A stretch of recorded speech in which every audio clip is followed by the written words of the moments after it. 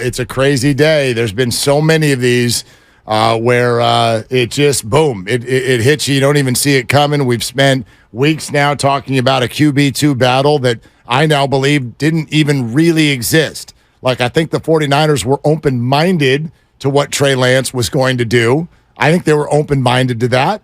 They have to be. They love the guy. He's their pick. But by the same token, you remember the question that I asked the second Sam Darnold got signed. Why the hell would Sam say yes to that on day one? Yeah, March 16th, I believe. Why would he come here if they didn't go, hey, Sam, do us a favor, don't tell anybody. Brock's going to be fine, we think, and you'll be his backup. And if he's not fine, that's kind of an avenue for you to maybe start a few games. Yeah, you're the guy. Yeah. And that's why that's what they told him. Loaded his contract with incentives that have to do with him actually playing. It's not like roster bonus and a camp bonus, and he gets bonuses based on being the quarterback of the 49ers. And so he came in absolutely with the pathway to be QB1. And I think you're right about Brock Purdy, because they didn't know in March when Sam Darnold signed, and he signed on day one of free agency. They didn't know yet. I think that Brock Purdy had just undergone surgery, so they didn't know if he'd be back. I'm sure they had hope that it was going to go the way that it goes when there's no problems. You never know if there are going to be problems. So that was my question from the beginning. I believe that we just got the answer. You know what I mean? Like, there's two things here, and you could spotlight either one of them or say both are true. I think probably both are true. I think in this moment, Kyle thinks Brandon Allen probably gives him a steadier hand in a backup role, third-string role, somebody to come in and start one game. I think Brandon Allen probably handles that better than Trey Lance in this moment. But the bigger issue is the fact that NFL teams do not want this kind of a discussion surrounding their team. It's not even Kyle. You know, we talk about whether Kyle or John should have spoken today. It's all the other guys. And they've openly admitted it. Remember when George Kittle jumped in on Kyle Juszczyk's interview on Rich Eisen because he just was like, look, enough. Enough with Trey Lance and Brock Purdy and Trey Lance and now Sam. And that can't be question one every day. It's distracting. It's frustrating. It wears people out. And that's what the whole team was having to deal with. Yeah. All summer long. Yeah, all through camp and OTAs and all the rest of it. We haven't played a game yet, and they're worn out. And you go to any other reporter's Twitter feed around the National Football League, and you don't see the same breakdown on QB snaps as you did from all of the reporters, Mayoko and Barrows and Cam Inman and John Dickinson, who represents 95.7 The Game. Every reporter at practice, Jenny Lee Chan and Tracy Sandler and all the rest of them, you have to put out QB snap counts for QB 1, 2, 3, and 4. You don't find that in any other market, and they had to do that because it was a thing. And now that the Trey Lance conundrum has been largely solved, they still have the other shoe to drop, which is it's kind of what we had a bet with the old morning roast, remember?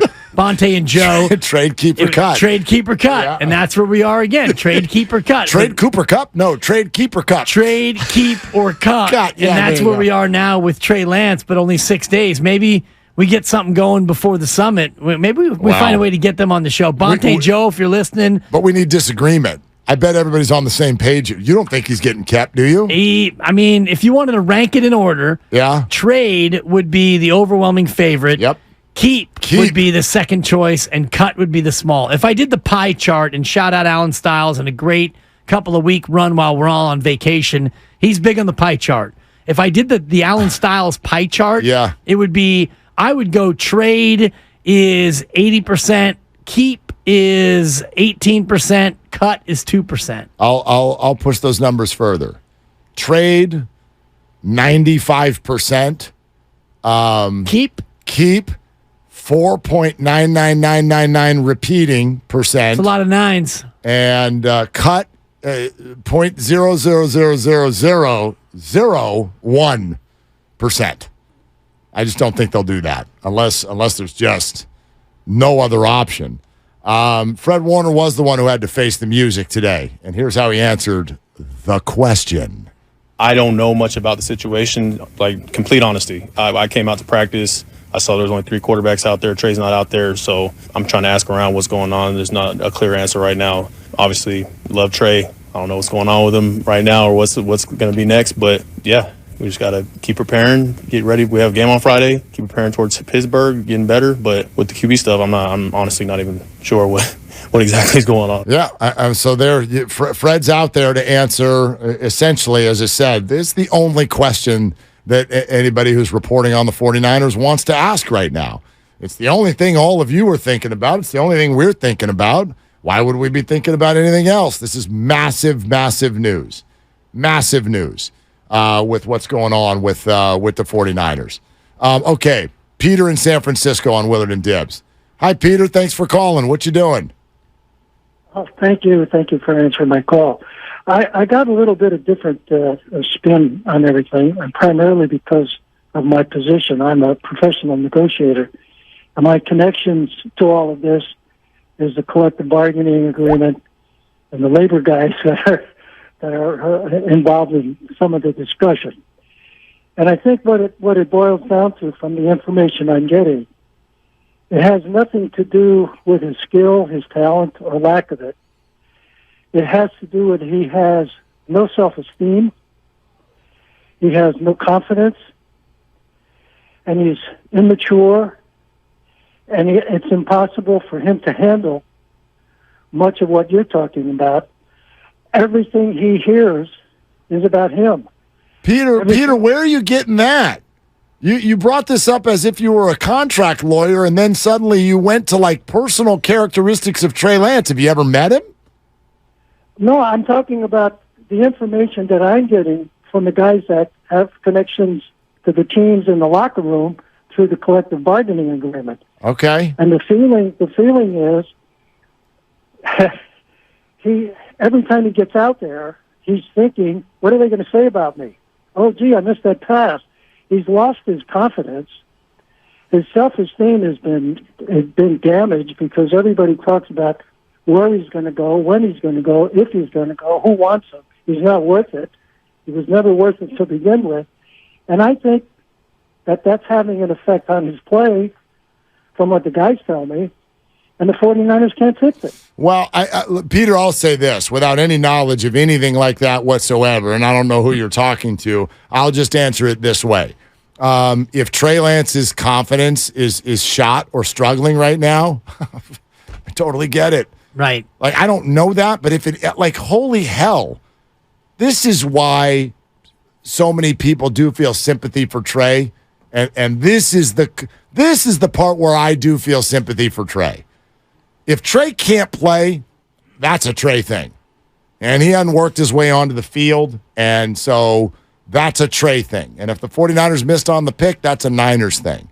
But the experience that Trey has had as a human being drafted by a team out of a smaller college, the COVID situation, coming to a team that's really good and being asked to be amazing right away with Jimmy Garoppolo hanging over your shoulder, and then having to deal with what that feels like in terms of major market questioning. Well, getting hurt, too, 3 different times. How'd you feel today, Trey? How about, was today any better? How about today? Is today better? Yeah. What about now? Did today feel more like an NFL day? And then you finally get healthy and you go into your offseason work, and they have signed a former number 3 quarterback in Sam Darnold, and they've brought in a guy who has started games in the NFL in Brandon Allen to not directly compete against you, but to compete against you. And meanwhile, a guy with one arm who is maybe going to get better, who was the last pick in the draft, he's going to be the starter. So you don't even really have that chance. So to the caller's point about Trey Lance's confidence, how could his confidence not be a little bit shaken? Sure. Anybody in the world would be a little bit unsure coming off of a finger injury, a broken ankle with ligament damage, and now being in a spot where, all right, Trey, you're going to get about maybe 60 plays of preseason football. Go out there and be amazing. And if you are amazing, guess what you get? You get to be the backup quarterback behind a guy who is Mr. Irrelevant. So I don't feel bad for Trey on the physical side. I feel very bad for Trey on the mental side. Like, I don't know how anybody could be critical of that. And he's 23 years old. From North Dakota State. That's hard. The fishbowl in which these guys live, and especially when it's not going well, I don't know how you couldn't have some sympathy for that. I have no idea how it's gone or how he's handled that. If he is struggling mentally, then I'll give him even more credit. You know why? He never let anybody see it. Yeah. I mean, it looked like he handled it great. He never let anyone see it. No frustration, no whining. Never snapped at anybody. He put a smile on his face and was an awesome teammate. Today was the first time that there was any sign of anything, and Correct. we don't know if the team asked him to stay home, which makes perfect sense, by the way. If Trey said to the team, guys, in light of this news of me being QB3, I'm not really feeling up to it today. I'm going to take a personal day. The team would say, think about it in any other job. You got it. You got it, bud. Yeah. You got it. And it was probably mutual decision, I would guess. Think Don't about you it think? in terms of, our job and the boss we have. If you're having a tough morning, you can call our boss and say, boss, I'm not feeling it today. And he says, no problem. I got you. Take the day. We know that has happened. It's happened many times to many of us. Sometimes he's the one that calls you. Yeah. You know what? Take a day. Your mentals need a day. You're taking and a day. We'll see you tomorrow. Dude, and no doubt. Yeah. And it's great that we have that kind of arrangement. Totally. And in this situation, if Trey Lance would have said, Kyle, I'm not feeling it, he would have said, go ahead and take the day and stuff. And we'll see you back on Thursday and stuff. And Exactly. I feel good about the quarterbacks we have and stuff. I would imagine that it was probably mutual. But if the team did say, Mark, if they said to Trey, we want you to stay home, that would be a sign that they don't want Trey to get hurt because they're going to trade Trey. If it was a mutual thing, and we don't know, Fred Warner didn't elaborate, unfortunately, on that phone call, but if Trey did want to stay home, I absolutely don't fault him for it. And same thing with his confidence. If his confidence is a little shaken, how can it not be? How could it not be? Thank you very much. Yeah, absolutely. T-Rock in San Jose is next up on Willard and Dibs. 95.7 The Game, talking about the situation. If you're just joining us, Trey Lance did not practice today. Sam Darnold confirmed QB2, and the Niners are exploring all options, and definitely the number one on the board is that they find a new home for Trey Lance. T-Rock, thanks for calling. What's up? Yeah, my thing is that I think we're letting Shanahan off the hook too easy because, we talked about this, but come on, man. You give up all that trade value for Trey Lance. You started the man last year. What is that saying? And then you immediately go and get Sam Darnold and all of this, and we're trying to build a team without Trey Lance. To me, it isn't adding up. It isn't making any sense. It kind of makes me feel like, well, maybe there was a split in the front office on who wanted Trey Lance and who didn't. And it seems to me that because Lynch has the power in the room when it comes to signing players, but Shanahan has the power in the coaching room. Maybe he refused to really coach Trey Lance up the way he really needed to be prepared for this. I can promise you that that's not the way the 49er power structure works. Kyle Shanahan has plenty of say in who the players are. But T-Rock, let me ask you a question. You said we're letting Shanahan off the hook. What does not letting him off the hook look like to you? It looks like this. You either you know talent and you sabotage the guy's career, or you don't know talent. Okay, but what does not letting him off the hook look like? What are you suggesting 49er fans do to not let Shanahan off the hook? Talk bad about him like all of these Trey haters are talking about Trey Lance. Because I'm just going to bring this up, then I'll let you go. I'm a social media dude. I'm always on social media. You brought up a point about racial. It is racial. It's split down the line. I will tell you the truth. I'm on social media all the time. Almost the entire white fan base is saying, oh, he's a bum. Get him out of here. that almost the entire black fan base is saying he's not being treated fair. He didn't get a chance to play these things. That doesn't mean that there's some different, blacks against them and maybe some whites for him. I'm not saying that. I'm saying, but that for the most part, it is split along racial lines. Well, things often are, T-Rock. That's our society. Everything is always racial. Appreciate you. That's the way it is. However, I don't see the characteristics that you say you see on social media where, and you said it's white people who are saying he's a bum, get him out of here. Who the hell's saying that? There are plenty of people, and I'll raise my hand here, that have said all along the behavior of the 49ers suggests they're not very into him. They don't think it's working out. Who the hell's ever called Trey Lance a bum? Who said that? Well, it's the internet, Mark. Well, but it's not even being said that's there. Where I'm on the internet every day. You're not on the internet like T-Rock is. T-Rock is on the internet.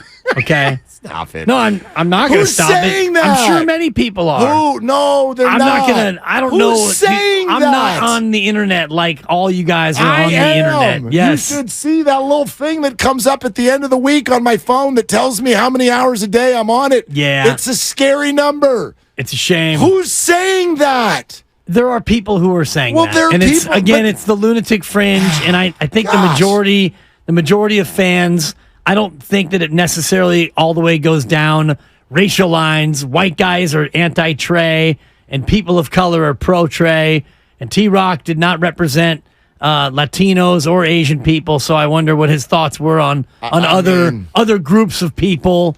What does the other fan base factions say about Trey Lance? I do know this in terms of how I formed my opinion. I formed my opinion based on the actions of the organization, and the actions that they have shown us time and time again are that they do not believe that Trey Lance is good enough to be their quarterback. Yeah, and the actions of you put your eyes on a football game and watch what you see. So I'm not going to call Trey Lance a bum. I would never say that. I don't know how many times till I'm blue in the face I have to say I have no idea where this kid's career is going. But if you look at the here and the now, the right now, you have no evidence to say that Trey Lance should be high on the 49er depth chart. There's none. Other than where he was drafted in politics. And it's odd that so many people want that to be the case. Like, is that really why you want Trey Lance high on the depth chart? Because he was picked high? Is that why you want it? Or do you want it because he's earned it? The minute I shut down in a conversation is when I hear someone say, well, they owe this to Trey Lance. They owe him a paycheck. They owe him a paycheck. They owe him kindness. They owe him the organizational structure that is offered to all of the players. They don't owe him anything else. They do not owe him playing time. They do not owe him a spot on the depth chart. They don't even owe him a roster spot. It's not how it works for anyone. I mean, this is football. I'm not going to sit here and tell you that there isn't racism everywhere. And we had this conversation yesterday with regard to black quarterbacks and the stigmas that have been there for so long. The other facts are, though, that now there's 12 starting black quarterbacks in the NFL.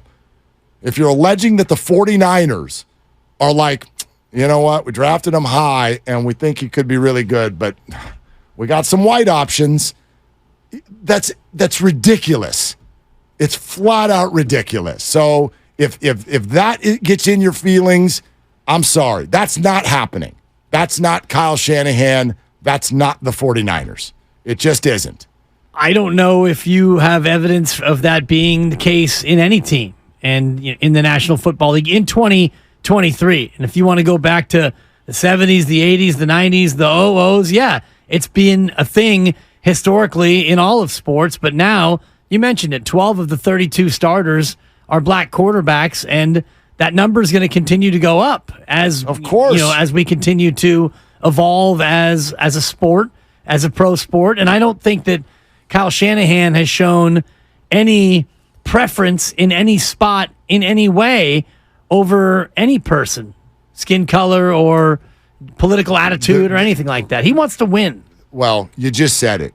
And if you're one of the people that thinks he got Trey Lance hurt, I hear your frustration. Do you know why it happened? Because he thought that that's how they could win. Coaches are actually some of the most simple people I've ever met in my life. It is A to B. Get job, get salary, win game. Rinse, repeat. It's Monday. Listen to Belichick Sunday night. Coach, what'd you think about that game? And we're on to Cincinnati. Win next game. Yeah, well, we're on to Cincinnati. Period. It's a 3 for your Bill. They don't care if the quarterback is green. Can he win me the game? That's it. That's it. And that's the case at every position on both sides of the ball and all the rest of it. 888-957-9570. We'll keep taking your calls. We're presented by Fremont Bank. Full service banking, no compromises. I mean, you go back on the timeline, and this starts last August, and you can start to see the puzzle pieces all get put together. From what I found to be the most fascinating news of this year's camp was the revelation that Fred Warner and Trent Williams were walking to the locker room last August, and Brock Purdy overheard Fred Warner say, I can't wait to see what Brock Purdy does tomorrow in practice. He looks fantastic. That's from Fred Warner and Trent Williams last August. And then the 49ers have a player who they've already announced about 5 different ways. We're going to trade him. His era is done here. And then they suddenly bring him back. The pick was wrong. The 49ers got to a point when everyone keeps bringing that up. He was last year's starter. He had to be. They had no other choice. Jimmy was on the sideline rehabbing, and Brock Purdy looked good, but he was Mr. Irrelevant and never played a game. They had no choice but to start him. And when they did start him, they didn't use him the way they used the other quarterbacks because they didn't trust him. Correct. And now if he goes somewhere else and that new team gives him the gig and they trust him and he goes out there and he goes 33 for 41 and throws for 380 and 4 touchdowns, well, now we've got more questions to ask about Kyle Shanahan and his development. But Shanahan is shielded by 13-4, and they won 10 games Trey's rookie year. They won 13 last year. And when you're winning at that level, I mean, you are inculcated, you are insulated in many ways from criticism, in my opinion. Well, and that's why I ask when someone says we're letting Shanahan off the hook. Well, okay, then what do you want it to look like when you don't let him off the hook? Does that mean you want him fired? You know, his answer eventually was, well, everyone should talk bad about him. Then do it. You're allowed to say whatever you want, especially if you're on the internet every day. 888-957-957. You can say whatever you want about Kyle Shanahan. That 10-game win streak last year in the regular season, that wasn't good enough, Mark. They left a lot of meat on that bone. They should have won 12 in a row. Kyle Shanahan is who I thought he was. And they let him off the hook. And he's getting let off the hook. He is. You're letting him off the hook. Yeah. Oh, boy.